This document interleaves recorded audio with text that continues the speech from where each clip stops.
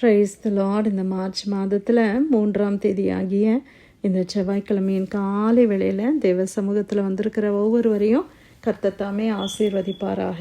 இந்த நாளிலும் நம்ம தியானிக்கிற தேவனுடைய வார்த்தை நம்முடைய பரிசுத்த வேதாகமத்தில் ஆமோஸ் தீர்க்கதரிசியின் புஸ்தகம் 9ஆம் அதிகாரம் 15வது வசனம். The book of Amos chapter 9 verse 15. அவர்களை அவர்கள் தேசத்திலே நாட்டுவேன், நான் அவர்களை கொடுத்த தேசத்திலிருந்து அவர்கள் இனி பிடுங்கப்படுவது இல்லை என்று உன் தேவனாகிய கர்த்தர் சொல்லுகிறார் என்றார். அல்லேலூயா. கர்த்தர் இந்த நாளில் கொடுத்த இந்த அருமையான வார்த்தைக்காய் நம்ம தேவனை ஸ்தோத்திரிக்கலாமா? இஸ்ரவேல் ஜனங்களை குறித்து இந்த வசனம் ஒரு தீர்க்க தரிசனமாய் சொல்லப்பட்டிருந்தாலும் இன்னைக்கு நமக்கு இது ஆசீர்வாதமான வார்த்தையாக நாம் எடுத்துக்கொள்வோம். இஸ்ரவேல் தேசத்தார் சிதறடிக்கப்பட்டார்கள் என்று நாம் அறிந்திருக்கிறோம். அவர்களுடைய அநேக பொல்லாப்பின் நிமித்தமாய் கர்த்தர் என்ன செய்தாரு? அவர்களை பாபிலோனிய ராஜ்யத்திற்கும் அசீரியர் ராஜ்யத்திற்கும் அவர்களை ஒப்பு கொடுத்தார். அது நிமித்தமாக உலகமெங்கும் அவர்கள் சிதறடிக்கப்பட்டார்கள். ஆனால் கோரேசனுடைய ராஜ்ய பாரத்தில் அவர்கள் எல்லாரும் மறுபடியுமாய் வந்து இஸ்ரவேல் தேசத்தை கட்டி அவர்கள் அதிலே குடியிருந்தார்கள் என்று நம்ம பார்க்கிறோம். அதைத்தான் இந்த இடத்துல ஆண்டவர் சொல்லுகிறார். அந்நாளிலே விழுந்து போன தாவீதின் கூடாரத்தை நான் திரும்ப எடுப்பித்து அதன் திறப்புகளை அடைத்து அதில் பழுதாய் போனதை சீர்படுத்தி பூர்வ நாட்களில் இருந்தது போல அதை ஸ்தாபிப்பேன் என்று இதை செய்கிற கர்த்தர் சொல்லுகிறார். இதோ உழுகிறவன் அறுக்கிறவனையும் திராட்சை பழங்களை ஆலையாடுகிறவன் விதைக்கிறவனையும் தொடர்ந்து பிடித்து பர்வதங்கள் திராட்சை ரசமாய் வடிகிறதும் மேடுகளெல்லாம் கரைகிறதுமான நாட்கள் வரும் என்று கர்த்தர் சொல்லுகிறார். என் ஜனமாகி இஸ்ரவேலின் சிறையிருப்பை திருப்புவேன். அவர்கள் பாழான நகரங்களை கட்டி அவைகளில் குடியிருந்து திராட்சை தோட்டங்களை நாட்டி அவைகளுடைய பழங்களை அதனுடைய பழரசத்தை குடித்து தோட்டங்களை உண்டாக்கி அவைகளின் கனிகளை புசிப்பார்கள். அவர்களை அவர்கள் தேசத்திலே நாட்டுவேன், நான் அவர்களுக்கு கொடுத்த தேசத்திலிருந்து அவர்கள் இனி பிடுங்கப்படுவது இல்லை என்று உன் தேவனாகிய கர்த்தர் சொல்லுகிறார். ஹல்லேலூயா. ஆண்டவர் எவ்வளோ அழகா தீர்க்க தரிசனமா சொன்ன வார்த்தை அப்படியே நிறைவேறினதை நம்ம பார்க்கிறோம். இஸ்ரவேல் என்ற கண்ட்ரி இன்னைக்கு நம்ம பார்க்குற இந்த தேசம் 1948 அது ஒரு கண்ட்ரியாக ரெக்கக்னைஸ் பண்ணி இன்னைக்கு ஆண்டவர் சொன்ன இந்த வசனங்கள் படியே அந்த தேசம் அது செழிப்பாக இருக்கிறத நம்ம பார்க்குறோம். பாழாய் போயிருந்த தேசம். ஆனால் கர்த்தருடைய வார்த்தையின்படி ஜனங்களுடைய சிறையிருப்பை கர்த்தர் திருப்பி ஜனங்களை கொண்டு வந்து வனாந்திரங்களை அவர்கள் கட்டி எழுப்பினார்கள். திராட்சை பழங்களையும் ஆலைகளையும் எடுத்தார்கள். அநேக காரியங்களை அவங்க செய்ததை நம்ம பார்க்கிறோம். இன்னைக்கு இந்த வசனத்தை நமக்கு ஆசீர்வாதமாக நம்ம எடுத்துக்கொள்ளலாம். இன்னைக்கு நம்ம வாசித்த வசனத்தின்படி அவர்களை அவர்கள் தேசத்திலே நாட்டுவேன். கர்த்தர் இன்னைக்கு நம்மளெல்லாம் இந்தியாவோ இலங்கையோ ஏதோ ஒரு தேசத்திலிருந்து இந்த அமெரிக்க தேசத்தில் கர்த்தர் கொண்டு வந்திருக்கிறார்.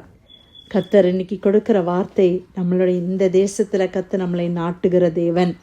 ஆண்டவர் நம்மளுக்கு கொடுத்த ஒரு தேசம், இது ஆசீர்வாதமான ஒரு தேசம். அன்னைக்கு எப்படி இஸ்ரவேல் தேசம் பாலும் தேனும் ஓடுகிற ஆசீர்வாதமான தேசமா இருந்துச்சோ அந்த மாதிரி ஆண்டவர் நம்மளை இந்த ஆசீர்வாதமான தேசத்துல கொண்டு வந்து கர்த்தர் நமக்கு இந்த தேசத்தை கொடுத்தார்.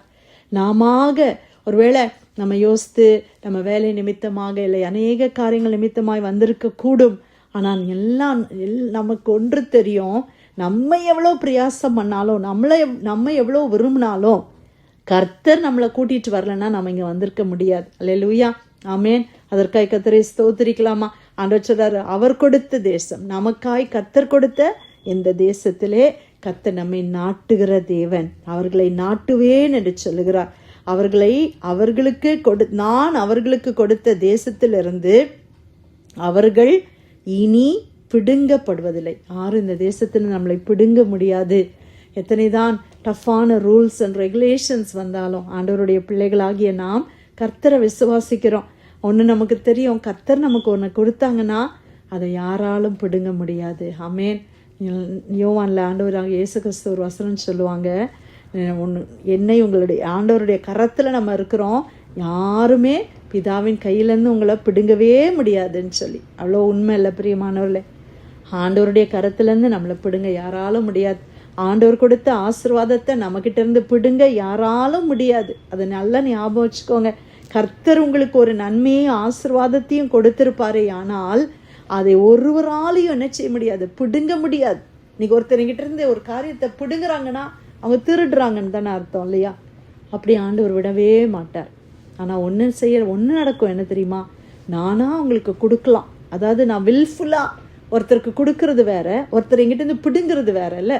அப்போது ஆண்டவருக்கு நம்ம கீழ்ப்படியாமல் சில நேரத்தில் போகும்போது நம்ம என்ன செய்திடுறோம், நம்ம வில்ஃபுல்லாக என்ன செய்திடுறோம், பிசாசுக்கு அந்த இடத்துல ஒரு இடத்த கொடுத்துட்றோம். அதனால தான் அவன் பல காரியங்களை செய்கிறான்.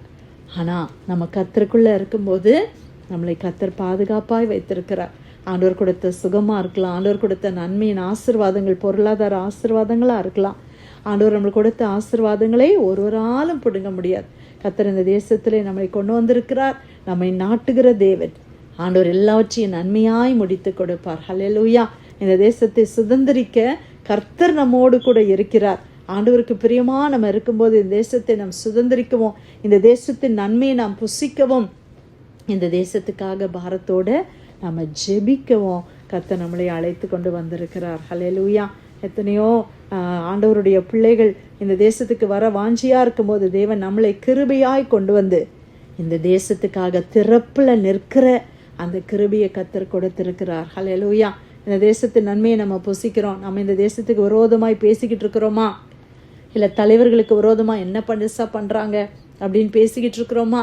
இல்லை பிரியமானவர்களே, நம்ம இப்போ தவறுகள் பார்க்கும்போது, இல்லை ஏதாவது காரியங்கள் நம்ம பார்க்கும் பொழுது, கர்த்தருடைய அருவருப்புகள் இந்த தேசத்தில் நடக்கிறத பார்க்கும்போது ஆண்டவருடைய மனம் எவ்வளோ துக்கப்படுமோ அப்படியாக நாமும் துக்கப்பட்டு தேவ சமூகத்தில் பரிந்து பேச கர்த்தர் நம்மளை நம்மிடத்தில் எதிர்பார்க்கிறார். ஹல்லேலூயா. ஆண்டவர் கொடுத்த இந்த அருமையான வார்த்தைக்காக இந்த காலை வேளையில் கர்த்தரை ஸ்தோத்திரிப்பலாமா? ஆண்டவர், நீங்கள் எந்த சுச்சுவேஷனில் இருந்தாலும் நீங்கள் இந்த வசனத்தை வச்சு நீங்கள் ஜெபம் பண்ணுங்க. ஆண்டவரே, நீங்கள் இப்படி சொல்லியிருக்கிறீங்களப்பா, நீங்கள் தானே இந்த தேசத்துக்கு என்னை கொண்டு வந்தீங்க, நீங்கள் தானே என் குடும்பத்தை இந்த தேசத்தில் கொண்டு வந்தீங்க, இந்த தேசத்தில் நீங்கள் நிலைநாட்டுகிறதற்காக உமக்கு ஸ்தோத்திரம்னு சொல்லுங்கள். இந்த தேசத்திலேருந்து உங்களை யாரும் பிடுங்க முடியாது என்று சொல்லி நீங்கள் அறிக்கை பண்ணி நம்ம ஜெபம் பண்ணுவோம். ஹல்லேலூயா. ஆமோஸ் 9:15 அவர்களை அவர்கள் தேசத்திலே நாட்டுவேன், நான் அவர்களுக்கு கொடுத்த தேசத்திலிருந்து அவர்கள் இனி பிடுங்கப்படுவது இல்லை என்று உன் தேவனாகிய கர்த்தர் சொல்லுகிறார் என்றார். கர்த்தர் கொடுத்த நல்ல வார்த்தைக்காக ஆண்டவருக்கு நன்றி செலுத்தி பிரேயர் லைன்ல வந்திருக்கிற யாராவது நம்ம ஜெபிக்கலாமா?